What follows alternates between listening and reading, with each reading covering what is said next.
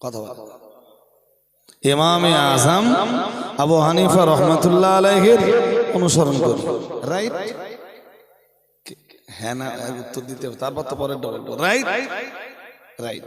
এই জন্য উনি আমাদের ইমাম, উনি আমাদের ইমাম। আপনাদের মসজিদে যিনি নামাজ পড়ান উনিও তো, মসজিদে যিনি নামাজ পড়াচ্ছেন ওনারে ইমাম বললে এবং আবু হানিফা ছোট করা হচ্ছে না?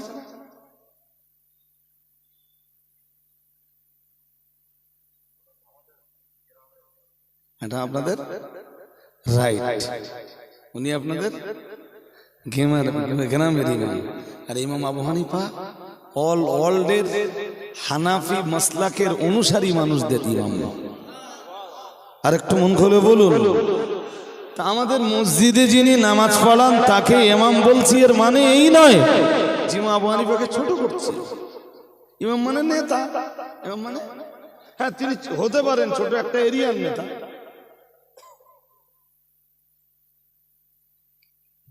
আজকে সমাজে কি শুরু হয়েছে বলে, যে লকআপটা কেউ একবার পাবে এই লকআপ পরের আর কাউকে দেওয়া। একটু বুদ্ধি যদি আপনাদের থাকে মোটামুটি আপনারা বুঝতে পারবেন, যে লকআপটা কেউ একবার পাবে ওই লকআপটা পরবর্তী আর কাউকে দেওয়া। হ্যাঁ, যে লকআপটা একবার পাবে সেই লকআপটা দেওয়া যাবে না যদি বিষয়টা এমন হতো যে শব্দটা নবী কিংবা রাসূল,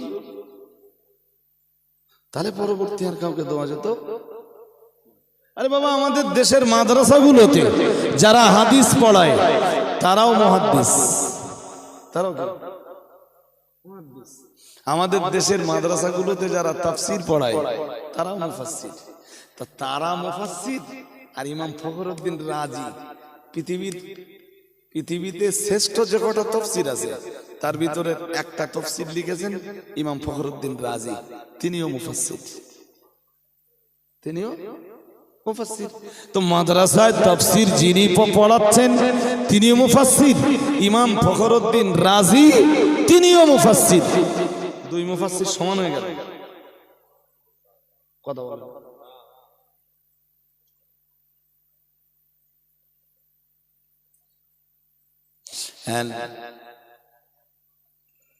রাসূলের সাহাবীদের ভিতরে মুফাসসির ছিলেন, সবচেয়ে বড় মুফাসসির ছিলেন হযরত আব্দুল্লাহ ইবনে আব্বাস। আরেকটু মন খুলে বলেন, নাম কি বলুন? আব্দুল্লাহ ইবনে আব্বাস। হযরত আব্দুল্লাহ ইবনে আব্বাস, আব্বাসের জন্য নবী একদিন দোয়া করেছিলেন। বুখারীতে একটা হাদিস আছে, তিনি বলছেন, তিনি নিজে বয়ান করছেন, দাম্মানি রাসূলুল্লাহ সাল্লাল্লাহু আলাইহি ওয়াসাল্লাম, কোন একদিন রাসূলুল্লাহ আমায় জড়িয়ে ধরলেন। কি করলেন রাসূলুল্লাহ? উনি বলছেন দাম্মানি রাসূলুল্লাহ, আল্লাহর রাসূল আমাকে কি করলেন? জড়িয়ে ধরলেন, বুকের ভিতরে নিলেন। শুনছেন? ইবনে আব্বাস তখন, ইবনে আব্বাসের যখন 13 বছর বয়স, আব্দুল্লাহ ইবনে আব্বাসের যখন, ওনার নাম আব্দুল্লাহ আর ওনার আব্বার নাম আব্বাস। আব্বাস রাসূলের চাচা, তাহলে আব্দুল্লাহ রাসূলের, আব্বাস রাসূলের চাচা, তাহলে আব্দুল্লাহ রাসূলের কি হয়? চাচা তো নয়, এক চাচা তো ভাই। আর রাসূল এমনি বাচ্চাদের খুব যত্ন করতেন, খুব ভালোবাসতেন, বলতেন ওয়াইন্নাহুম লামিন রায়হানিল্লাহ। নবীজি বলতেন এরা তো জান্নাতের রায়হান। আর একটু মন খুলে বলুন, বিরাট ভালোবাসতেন রাসূলুল্লাহ বাচ্চাদেরকে। তো আব্দুল্লাহ ইবনে আব্বাস ছোট বাচ্চা, একদিন নবীজির কাছে এসেছেন আর নবীজি বুকের ভিতরে জড়িয়ে নিলেন। বুখারীতে আসছে, জড়িয়ে নিয়ে বললেন আল্লাহুম্মা আল্লিমহুল কিতাবা, আল্লাহ এই বাচ্চাটাকে আপনি কিতাবের জ্ঞান দান করুন। কোন কিতাব? কথা বলেন না, কোন কিতাব? কোরআন। কোন কিতাব? কোরআনুল কারীমের জ্ঞান। আল্লাহ এই বাচ্চাটা নসিবে আপনি কবুল করুন। প্রিয় নবী মুহাম্মদুর রাসূলুল্লাহ সাল্লাল্লাহু আলাইহি ওয়াসাল্লাম, দয়ার নবী বিশ্ব নবী আমার ওই যে দোয়া করলেন, ও বাবাজিরা ভাইরা, মুহাম্মদুর রাসূলুল্লাহ সাল্লাল্লাহু আলাইহি ওয়াসাল্লাম ওই দোয়া আল্লাহ শাহী দরবারে আব্দুল্লাহ ইবনে আব্বাসের জন্য মঞ্জুর হয়ে গেল। আল্লাহ পাক রব্বুল আলামিন হযরত আব্দুল্লাহ ইবনে আব্বাসকে কোরআনুল কারীমের এতটা জ্ঞান দান করলেন, পরবর্তী সময়ে দেখা গেল তিনি হয়ে গেলেন রাইসুল মুহাদ্দিসিন, তিনি হয়ে গেলেন বিশ্বের দরবারে মুফাসসির সম্রাট, তিনি হলেন রাইসুল মুফাসসিরিন।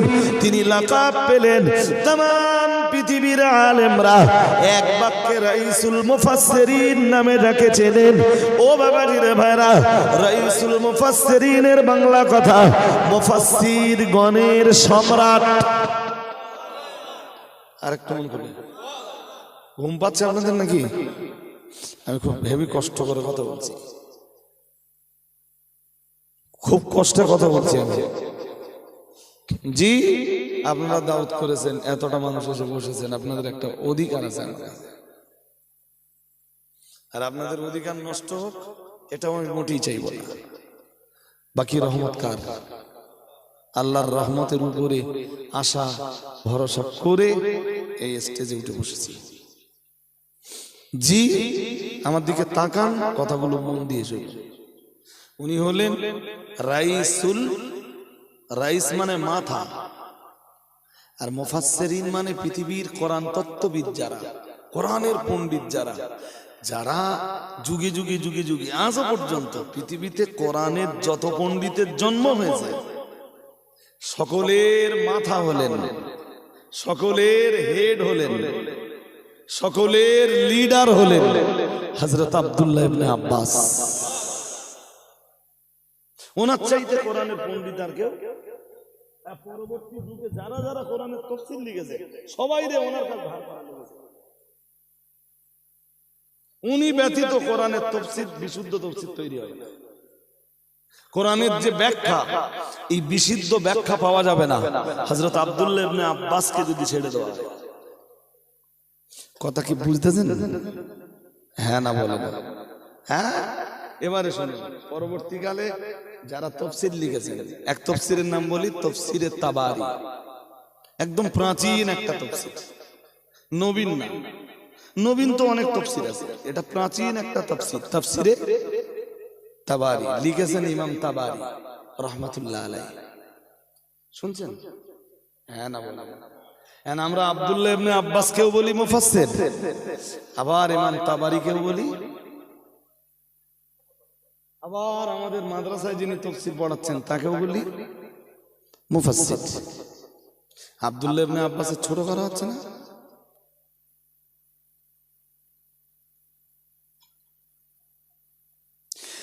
তাহলে মুফাসসির শব্দটা এইরকম কোন শব্দ নয় যে ওটা শুধু আব্দুল্লাহ ইবনে আব্বাসের জন্য খাস, পরবর্তী যুগের মানুষের জন্যও ব্যবহৃত হতে পারে। তবে পরবর্তীকালে কাউকে মুফাসসির বললেই যে তিনি আব্দুল্লাহ ইবনে আব্বাসের মতো হয়ে যাবেন, বিষয়টা এরকম নয়। আমার কথা কি বুঝতেছেন না বুঝতেছেন? এখন মানুষ কি ভাববে, যে লকবটা, যে উপাধিটা, যে খেতাবটা একবার কাউকে দেওয়া হবে, ওই খেতাবটা দ্বিতীয় আর কেউ,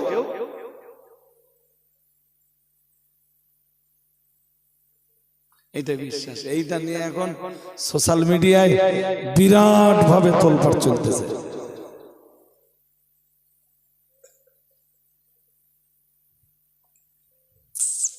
যাদের বোধ আছে, বুদ্ধি আছে, একটু জ্ঞান আছে, নিশ্চয়ই আপনারা বুঝে যাবেন। বসিরহাট আমিনিয়া মাদ্রাসায় যারা তাফসীর পড়ায় আমরা তাদের মুফাসসির বলি, জামিয়া যারা তাফসীর পড়ায় ওদেরকে মুফাসসির বলি, ওই বুড়ির পুকুরে যারা হাদিস তাফসীর পড়ায় ওদেরকে মুহাদ্দিস মুফাসসির বলি। কোনো অসুবিধা নেই তো? না অসুবিধা আছে? পরবর্তী সময়ে যারা যারা যারা যারা তাফসীরের কিতাব লিখেছেন ওদের ভিতরে একজন মুফাসসির হলেন হযরত আল্লামা ইমাম কুরতুবী রাহমাতুল্লাহ আলাইহি। ও বাবাজি রে ভাইরা, পরবর্তীকালে যারা যারা কোরআনুল কারীমের তাফসীর লিখেছিলেন ওদের ভিতরে আরেকজন হলেন তাফসীরে রুহুল মানির প্রণেতা হযরত আল্লামা মাহমুদ আলুসি রাহমাতুল্লাহ আলাইহি। পরবর্তীকালে যারা যারা তাফসীর লিখেছিলেন তার ভিতরে আরেকজন হলেন তাফসীরে রুহুল বায়ানের প্রণেতা হযরত আল্লামা মুফাসসির ইসমাইল হক আফেন্দি রহমাতুল্লাহ আলাইহি। পরবর্তীকালে যারা যারা তাফসীর লিখে বিশ্বের দরবারে মুফাসসির নামে খ্যাতি অর্জন করেছেন তাদের ভিতরে আরেকজন মুফাসসিরুল কোরআন হলেন তাফসীরে ইবনে কাসিরের লেখক। ও বাবাজিরা ভাইরা, তাফসীরে মুনিরের লেখক, তাফসীরে মাদারিকের লেখক, তাফসীরে বাহরুল আউলুমের লেখক, তাফসীরে কাশাফের লেখক, তাফসীরে বাইজাবির লেখক, তাফসীর আব্দুরুল মানসুরের লেখক। ও বাবাজিরা ভাইরা, মনে রাখুন तमाम পৃথিবীর মাটিতে যারা যারা যারা যারা পরবর্তীকালে তাফসীর লিখেছেন সবাইকে তো মুফাসসির বলা হয়েছে, কিন্তু না না না না না, এনাদের সবাইকে মুফাসসির বলার পরেও তো আব্দুল্লাহ ইবনে আব্বাস তিনি কোরআনের সবচাইতে বড় মুফাসসির। ওনার যে লাকাবটা ছিল, ওনাকে যে মুফাসসির শব্দ বলে সম্বোধন করা হতো, ওনার ওনার মানে ওনার যে মর্যাদা, ওনার যে সম্মান, সেই সম্মানে পৃথিবীর কেউ তো আঘাত করেননি। ও বাবাজিরা ভাইরা, এ কথা দ্বারা স্পষ্ট বোঝা যায়, এ কথা দ্বারা স্পষ্ট বোঝা যায় যে লাকাব একজনের জন্য ব্যবহার করা হবে, পরবর্তী যুগের যোগ্য মানুষদের জন্যও লাকাবটা ব্যবহার করা যেতে পারে।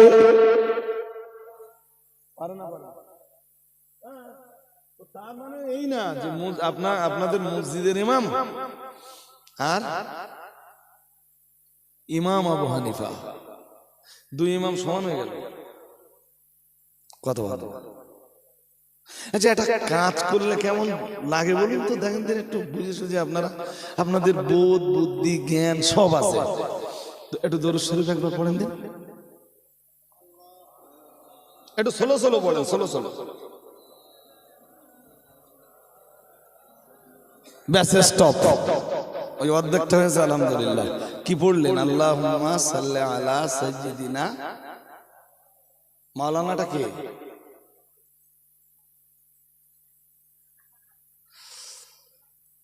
ফের প্রথম তো বলেন আল্লাহুম্মা। হে আল্লাহ, আপনি রহমত নাজিল করুন। আল্লাহুম্মা সাল্লি আলা, আল্লাহুম্মা সাল্লি, হে আল্লাহ আপনি রহমত নাজিল করুন। কার উপর? আলা সাইয়্যিদিনা, আমাদের নেতার উপরে। আমাদের নেতাকে মাওলানা, আমাদের লিডারের উপরে, আমাদের লিডারের উপরে আপনি রহমত নাজিল করুন, আমাদের নেতার উপর, আমাদের লিডারের উপরে। কে সেই নেতা, কে সেই লিডার? মাওলানা মুহাম্মদ, মাওলানা। চল করে বলে বেশ। তাহলে মাওলানা বলতে কারে বোঝালাম?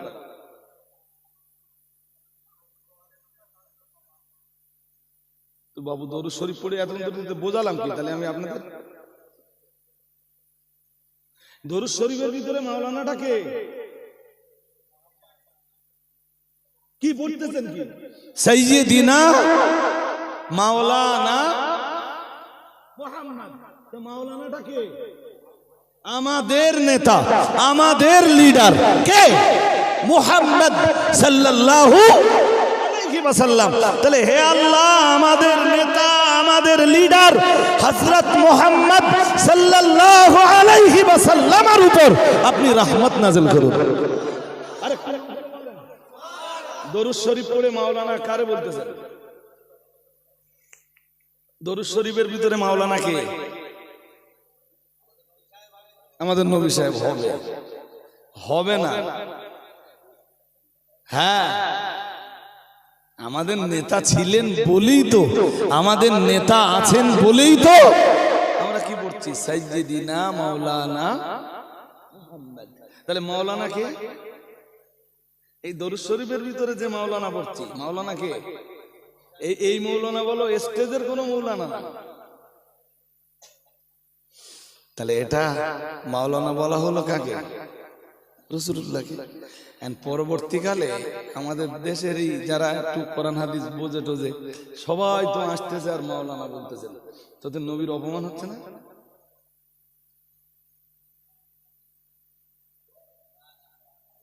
না না হবে না। বেশ ভালোই বুঝেছেন, ভালোই বুঝেছেন। এবার পরেরটা বলেন। এক্ষুনি বাংলা জুড়ে যে জিনিস শুরু হয়েছে যেটা দেখছি, যে একটা লাকাব যার জন্য ছিল একটা শ্রেণীর মানুষের বক্তব্য, ওই লাকাব আর পরবর্তী কারো দেওয়া যাবে না।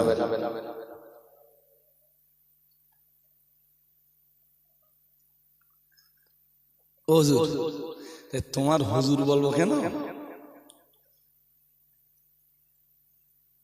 হুজুর কে? হুজুরের হুজুর সবচেয়ে বড় হুজুর মুহাম্মাদুর রাসূলুল্লাহ সাল্লাল্লাহু আলাইহি ওয়াসাল্লাম। তা তোমারে হুজুর বললি, হুজুর তো বিশ্ব নবী। হুজুর কে? তুমি কিসের হুজুর?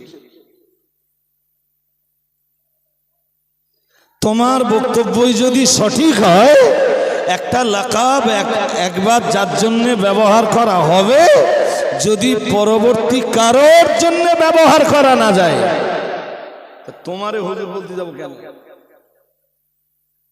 তোমারে মাওলানা বলতে যাব কেন? তোমারে ধর্মীয় নেতা বলতে যাব কেন? নেতা তো হযরত মুহাম্মদ সাল্লাল্লাহু,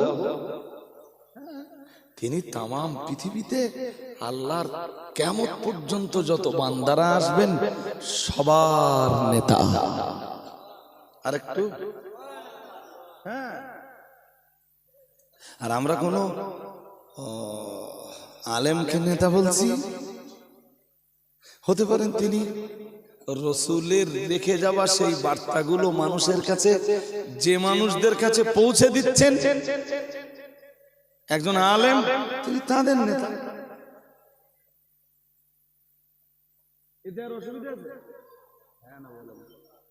যদি কেউ ঘুরকে বলে না নবীর নেতা বলা হয়, এরপরে আর নেতা কাউকে বলা যাবে না। সত্যি সত্যি কেউ ঠিক বললে একটু জোর করে বলতে হবে, ওকে ঠিক বললে। মানুষকে যে আর কত রকম ভাবে বোকা বানানো হবে আমি ঠিক জানি। এইটা নিয়ে আমি তো খুব বেশি খোলামেলা বলা লোক না। আমি যা বলি হাড়ে হাড়ে সারিয়ে যায়। খুব শান্ত ব্রেনে ঠান্ডা মাথায় আমি কথা বলি। দাদা পীর সাহেব কেবলা বসিরহাট পীর সাহেব কেবলাকে আল্লামা লকাব দিয়েছিলেন। আল্লামা কথা কি বুঝতেছেন? এর মানে এই না যে কিয়ামত পর্যন্ত পৃথিবীতে আর আল্লামা হিসাবে কেউ জন্মাবে না, এর মানে এরকম না। আবার কোন মুহাক্কিক আলেম যদি আল্লামা লকাব পান, তিনি যে আল্লামা রুহুল আমিনের মতো হয়ে যাবেন এটাও না। আল্লামা রুহুল আমিন তো আল্লামা রুহুল আমিন। আমার কথা কি বোঝা যাচ্ছে নাকি? না বুঝতেছেন না? আল্লামা হুজুরের বসিরহাট হুজুরের লকাব কি? আল্লামা। কি লকাব? আল্লামা। কেউ যদি বিশ্বাস করে যে এই আল্লামাটা পরবর্তী আর কারোর জন্য,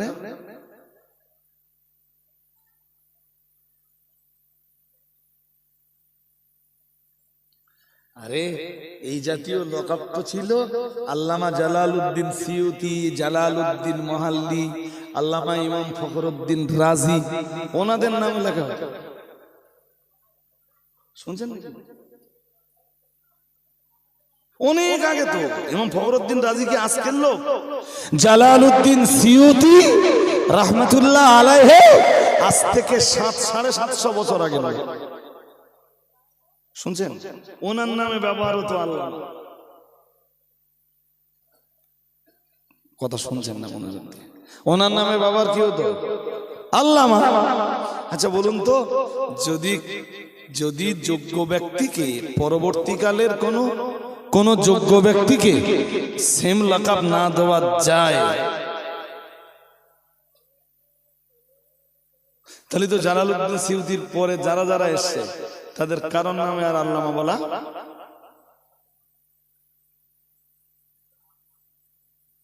এরপরও তো দাদা হুজুর কেবলা বসিরহাট পীর সাহেব কেবলাকে হুগলি জেলার মশাট থেকে ভিতরে ঢুকে, মশাট বলে একটা বাজার আছে, শেয়াখালা বাজারের আগে, শেয়াখালাতে থেকে তো বামাতে ঢুকে গেলে ফুরপুরা, শেয়াখালা বাজারের আগে একটা বাজারের নাম মশাট, নাম কি? মশাট থেকে বামাতে ঢুকে গেলে একটা গ্রাম পাওয়া যাবে, গ্রামটার নাম নবাবপুর। এই নবাবপুর গ্রামে দাদা পীর কেবলা রহমতুল্লাহ আলাইহি লামাজাবিদের বিরুদ্ধে বাহাস করেছিলেন। সেই বাহাসের প্রধান তার্কিক ছিলেন আল্লামা হিন্দ রুহুল আমিন রহমতুল্লাহ আলাইহি। প্রধান তার্কিক, মুবাহিস, মুনাজির, মুনাকিশ উনি। হানাফি মাযহাবের পক্ষে, লামাজাবিদের বিরুদ্ধে, সিলসিলায়ে ফুরফুরা শরীফের পক্ষে বসিরহাট পীর সাহেব কেবলা দাদা হুজুর প্রেজেন্ট ছিলেন। কিন্তু বাহাসের দায়িত্ব কার?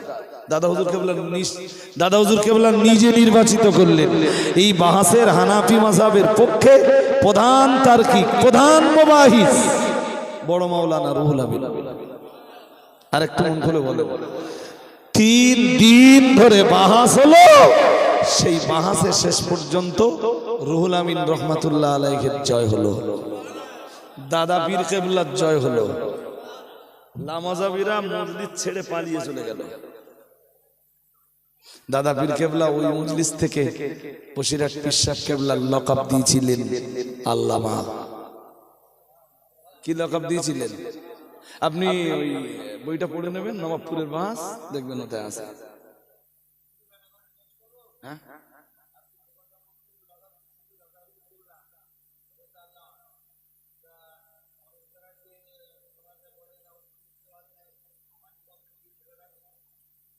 আমি জানি না, যেটা জানি না সেটা নিয়ে চর্চা না করা ভালো। তবে যদি এরকম কারোর জানা থাকে আর আমার যদি সেই তথ্যটা দেয়, একবার পড়ে নেব। মানুষের অজানা জিনিসের শেষ নেই, থাকে কথা বলে না, শেষ থাকে মানুষের অজানা জিনিসের। আমি যে সব জেনে গেছি এটা বলা ভুল হবে, তা আমি যেটা পড়েছি কিতাবে আমি সেইটা বললাম।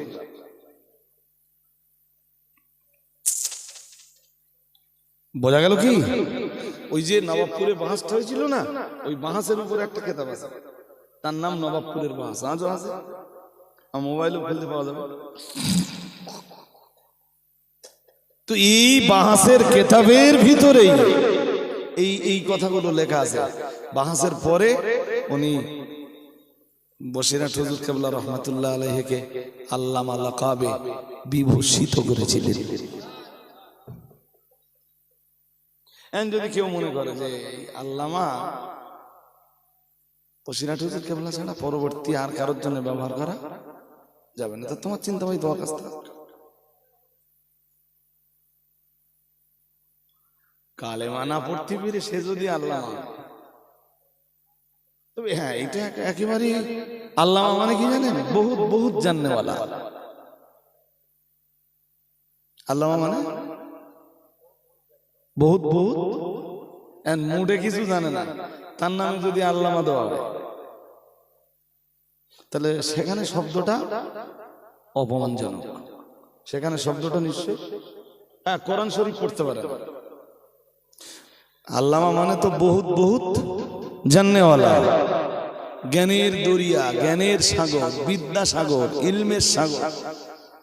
যদি একেবারে কোরআন পড়তে পারে না, কালেমা পড়তে পারে না, এই জাতের লোকের এই লকাব দেওয়া হয়, তখন ওই লকাবটার অপমান করা।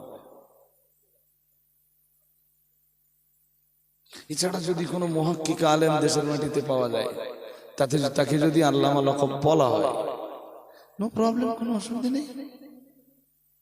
যে মানুষটা কথাটা যোগ্য মোটামুটি।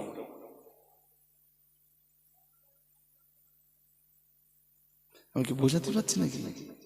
হ্যাঁ হ্যাঁ, এক শ্রেণীর মানুষ ভাবতেছে না পরবর্তীকালে যদি আল্লামা লকাব দ্বিতীয় কারণে দেওয়া হয় তো দিলে বসিরা টুসিরা দেবো না।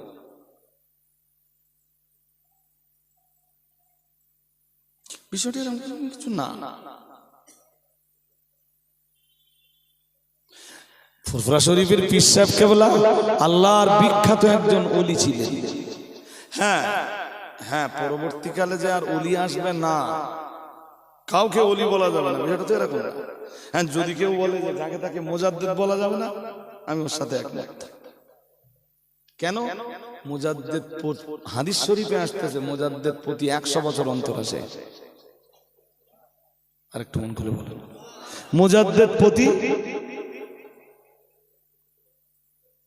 আমি কি বোঝাতে পারছি?